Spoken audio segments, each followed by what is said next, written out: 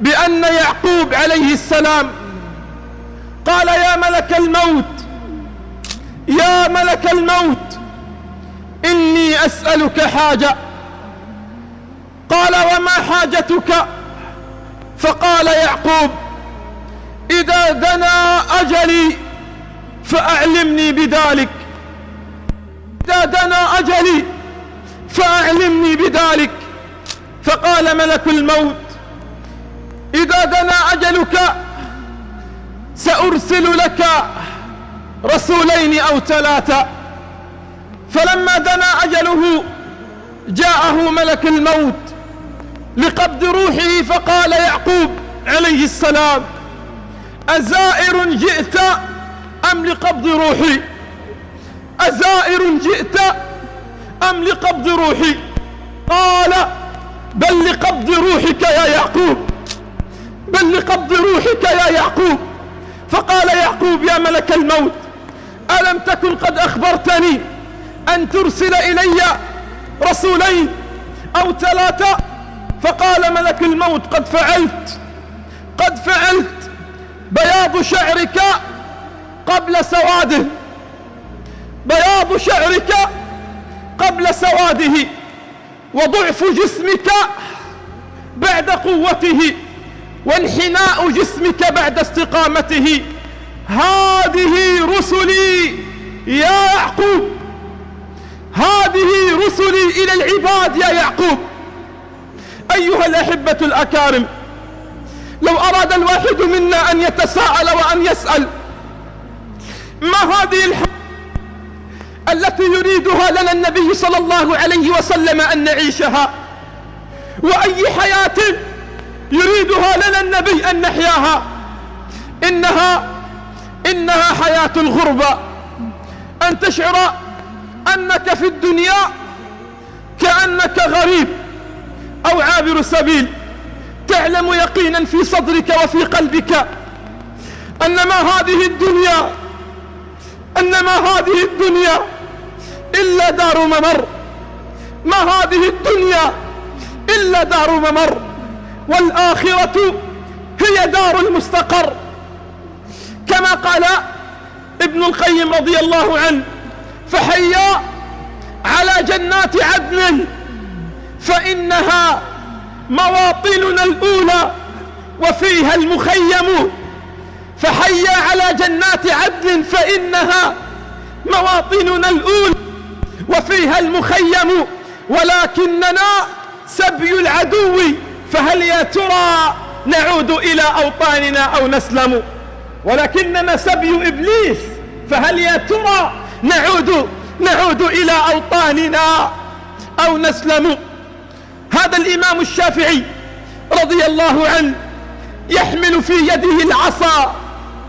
قيل: يا إمام، لست بمريض ولا منحني الظهر، ونراك تدمن إمساك العصا.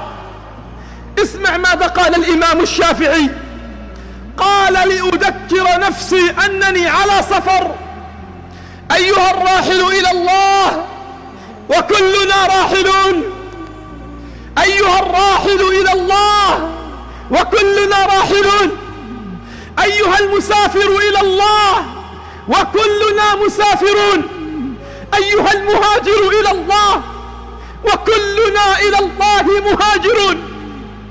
قال الإمام الشافعي: لأذكر نفسي أنني على سفر، ثم أنشد بعدها: حملت العصا لا الضعف أوجب حملها، ولا أني تحنيت على كبر، ولكنني ألزمت نفسي حملها لأذكرها أن المقيم على سفر، ولكنني ألزمت نفسي حملها لأذكرها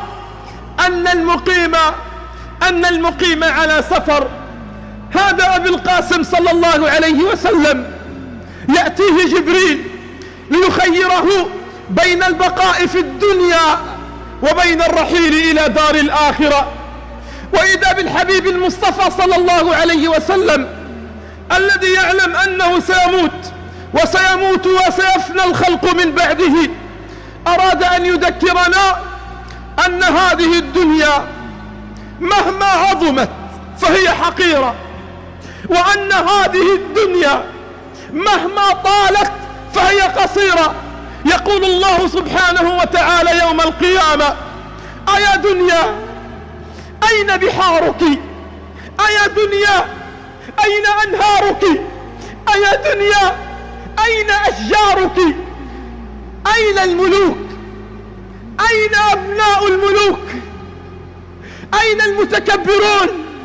أين الطغاة؟ أين المتجبرون؟ قد زلزلت عروشهم، قد زلزلت عروشهم، وقد نسفت قصورهم، فلا يستجيب أحد. فيقول الله: لله الواحد القهار، الأمير والحقير، الغني والفقير، الصغير والكبير، الذكر والأنثى، الملك والمملوك، كلهم في ذلك اليوم قد انصاعوا لأمر الله. رسول الله صلى الله عليه وسلم يريد أن يذكرنا أنه هكذا